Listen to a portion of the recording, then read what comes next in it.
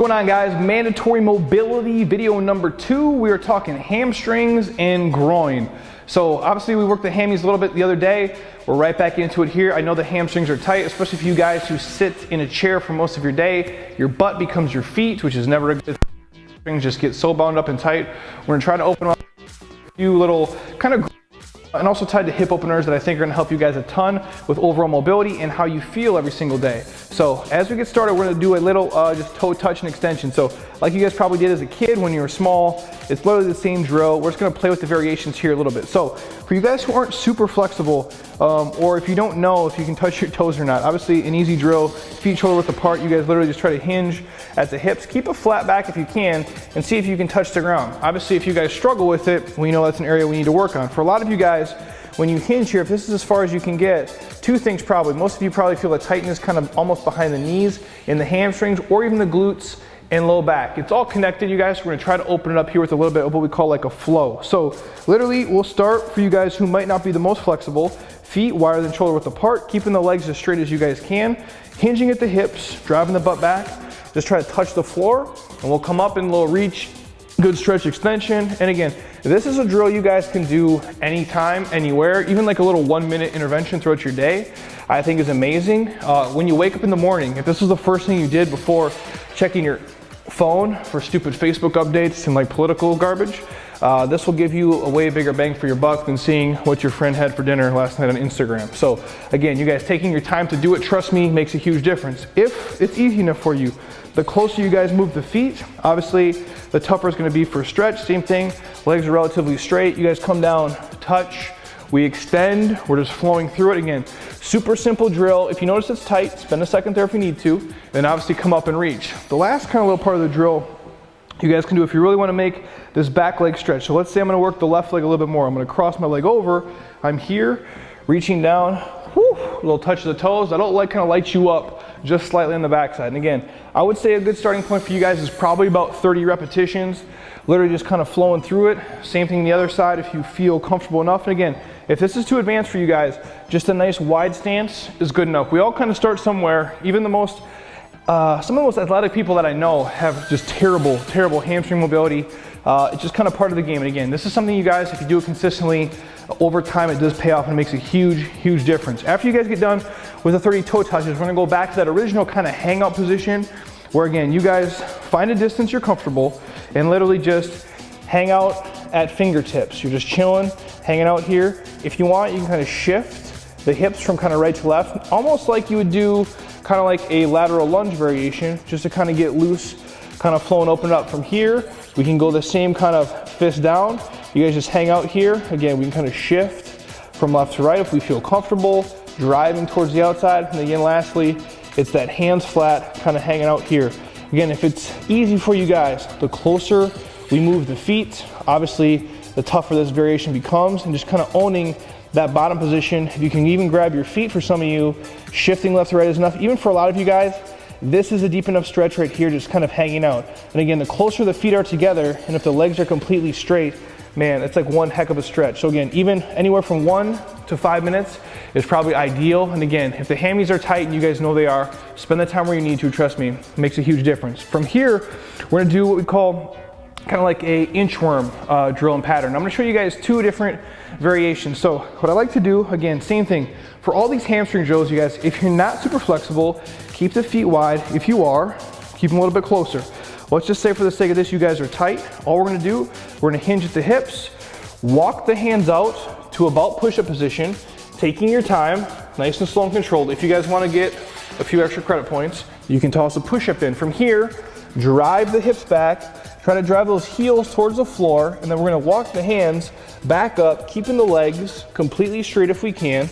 Same thing here, let it stretch for a second. We can stand all the way up, breathe, reset. Same thing, hinge at the hips, walking the hands out.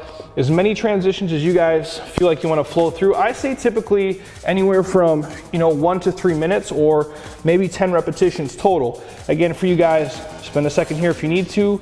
Notice if there's tightness on the left or tightness on the right. Now you can do the same drill where the feet are close together.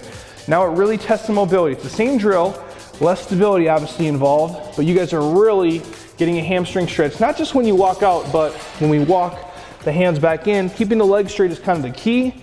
Most of you guys can feel the hammies kind of light up. They'll almost kind of tremble, totally normal, don't worry about it. Again, same thing with the toe touch extension. If you guys cross one leg over, it's really gonna stretch this back leg. So for me, this left leg right now is gonna be lit as I walk the hands out. If you guys have tightness in the glutes, you might even feel it there. Walk the hands back up. Perfect way to roll through it. You guys can repeat the pattern on the left and the right side just to see if you notice a difference. Typically we have one leg that's obviously tighter than the other. The nice thing about this is we can go forward and backwards. So what I mean is this can be like a kind of traveling inchworm. So if you see me step back slightly, what we'll do, I'm gonna walk the hands out. Now this time, instead of walking my hands back in, I'm actually gonna make my feet match my hands. And so the key is I walk out to about push-up position. Now once I'm here, and the key here is keeping the legs completely straight, almost like inchworm style, really small, choppy steps, piking the hips up, trying to keep the legs completely straight, walking them as close to your hands as you can, and then kind of repeating the pattern as you go. For a lot of you guys, there's gonna be a ton of stiffness and tightness in the back of the hamstrings. Totally normal, just taking your time, flowing through it, let it kind of open up. Again, for the inchworm walkouts, you guys, I would say anywhere from probably 1 to 5 minutes is a good kind of starting place to kind of get loosened up and kind of flow through it.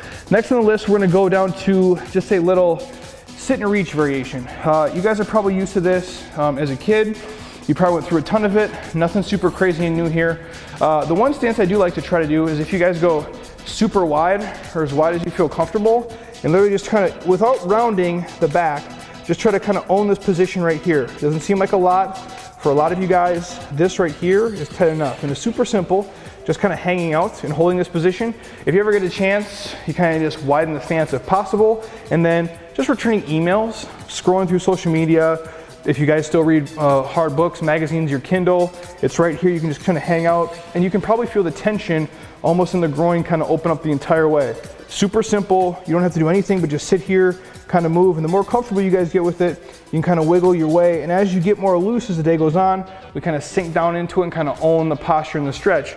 The other nice thing about it is once we're here, we can kind of test a few different hamstring and kind of hip openers. So if I'm here and I kind of reach towards that left side, I take left hand, left foot, I try to anchor in, see what I can handle. The biggest key is we say squeeze the quad if you can. So try to keep that quad tight, reach the body over, see how loose we can get. Same thing if I reach with that right side, try to really open it up. And again, you can kind of mess with it. So we can turn and kind of rotate that foot, which is kind of like a little active flossing. Now, if you have a wide stance like this, it's a little bit tougher. If it's easier for you guys to bring the foot close, now we can stretch in. Again, I probably would reach the other side and just kind of flow and mess with it, keeping the tension on the quad the whole time and just kind of rocking through that foot. Same thing the other side. You guys are here, I grab it, give it a little reach, try to squeeze the quad. Again, you can just hold it, keep it static. You can release it if you need to, hold it, kind of ART release it, or again, just kind of a little flossing each way, or we can really try to test the limits of what we can handle. Same thing with both hands on the feet. Let it kind of anchor in. You guys can like sink down into it if you feel comfortable. And again, I'm probably a lot bigger than some of you guys. I'm 6'2", 220 pounds. I've been working in mobility for a long time, so if I can be mobile, I promise you, you guys can too. The other one I like, honestly, just as a little kind of tester is if I go right foot, but with the left hand, I kind of drop my hand back and I reach across the body. For me, I can feel a little bit of the hamstring, but for a lot of times I have like a little glute tightness, which kind of leaks into my low back. This is a nice way for me to kind of open it up and kind of just really let my body kind of sink down into it. And again, you guys might notice this might not be a trouble spot for you, or it might be tight. So spend a little bit of time here, just literally kind of own the position. Pull it tight if you want, let it relax. Repeat the pattern on the other side. Opposite hand, opposite foot. I'm just reaching across. Again, if you guys might notice a little like SI joint, lumbar stuff kind of cracking, opening up, totally normal, especially if you sit at a desk and we're bound and tight all day. This is a nice way to kind of get everything kind of loose and hanging out. And just real simple, you guys bring the feet close, and again, just kind of like that forward fold. This is the one I probably struggle with the most. And again, I say that I can grab my toes relatively easy while my quads are still flexed. There's no hinge in the knees. It's literally, I'm here and I'm tight, but there's girls in our space who literally put their head towards their knees. I'm very envious. I'm not that flexible of a human yet, but I'm working on it. So again, you guys just hanging out here, spending time. If you want to drop a hand, go opposite foot, see if you notice a difference. And you can just, again, take a few seconds on each, maybe 30 seconds to a minute, maybe 2 minutes. Again, if you guys want to hang out there, the more you can push the limits of the muscle. So they're gonna tremble, and the key is to get them to give up without obviously ripping out of your butt, so be careful when you guys go through it. But again, it's just letting the muscles try to relax and kind of sink into the stretch if at all possible. From here, what we'll do is just a little kind of what we call like a forward reach from a bench or a high sit up. So for me personally, you guys, I'm a little bit taller. So when I get a high sit up, I think the easiest thing for me to do, any box, bench, stair, you guys do this at the airport, at your office, in your house, obviously couch, chair, easy stuff. Drive the heel down. The goal is to try to push that heel down flat through the floor, and then from there you guys can kind of just literally let it sink in. Now, if it's easy enough for you, squeeze the quad, drive the heel down. If you lean forward just slightly, that stretch becomes real pretty fast, and you guys will be able to feel it. Nice thing you guys can do, you can integrate a little bit of reach onto the box or onto that foot. You just try to own it. Now from here, we can have some fun with it. We can rotate, both kind of internally, externally, kind of mess around with it, see where our range of motion is. Now what I call this is kind of like an active flossing for the hamstring. And if you guys put your hand underneath and see where kind of the attachment points are, you'll be able to kind of feel your hamstrings almost kind of move through space. It's kind of creepy, but it's kind of nice at the same time. You get a little reference point of it. Same thing on the other side. We step, we open up, drive down, push the heel flat. Again, you guys, a little bit of a stretch each way. Again, squeeze the quad, push my heel down. I lean forward, and again, I can kind of mess with that foot. I can rotate it through, make a little bit of an act of flossing, nothing crazy. But again, this is a great way to let the hamstrings kind of get open and get loose. Again, for you guys, if you don't have such a high box setup, it really doesn't matter the distance of it. You guys can still be here. Even the low box setup is great. I squeeze my quad, push my heel down, I'm leaning forward. And again, now we're just kind of messing with it, seeing what feels good for us. And again, I don't think you can spend too much time on the hamstrings. I don't think that's the reality. They're always going to get tight because we always do more sitting than we do opening up. So same thing, again, cues, push the heel down, squeeze the quads, I'm leaning forward, I'm kind of flossing through it. Nothing super crazy, but again, this can be a game changer if you guys do spend a ton of time on it. Now, once we flow through these for a handful of minutes, I think the nice thing is if we do one little groin opener. So again, I like the high box setup. I'm a little bit bigger than you guys. So if you can see me from the side, what I typically try to do is, 6'2", box is a pretty high length. I'd literally just take a step and I kind of try to just sink into it just like this a little bit. Nothing crazy, but from here, literally just holding it typically is a big enough of a stretch for me.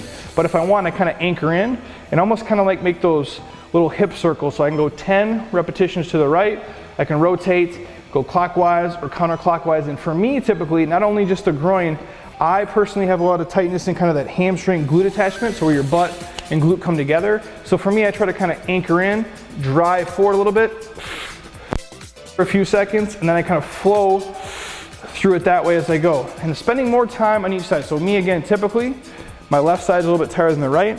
I kind of posture up. I like the high box setup personally. I have a little bit longer limbs. My femur length is longer. So again, for me, just kind of rotating through. And I'll tell you guys, it gets easier, but it never gets easy. So if that helps you out at all. Again, just the better your mobility is, you guys, you're gonna keep stretching the limits and keep becoming more flexible.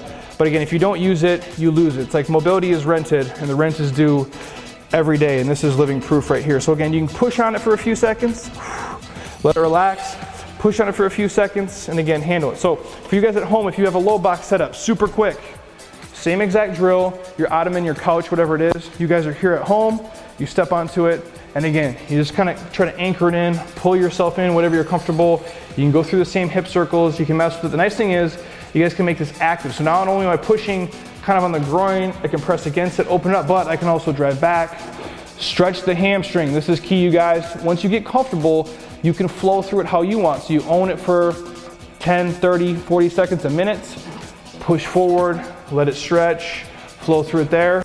You can even find a little bit of a rhythm if you want. Now make the exercise a little bit more dynamic. Same thing the other side. For me, left side's always a little bit tighter, so I spend a little bit more time here. Flowing through the hip circles, I drive forward, push back, try to squeeze the quad, drive the heel down, little reach, push forward.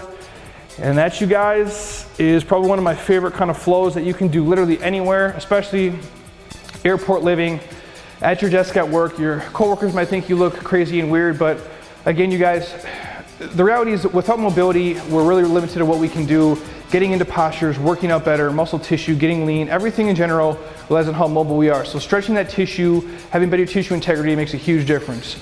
Flow through this, you guys, and again, once you get done with everything, test again how that toe touch extension goes. I can promise you how low you guys can get afterwards compared to the start is a game changer. Have fun with it. We'll be back tomorrow.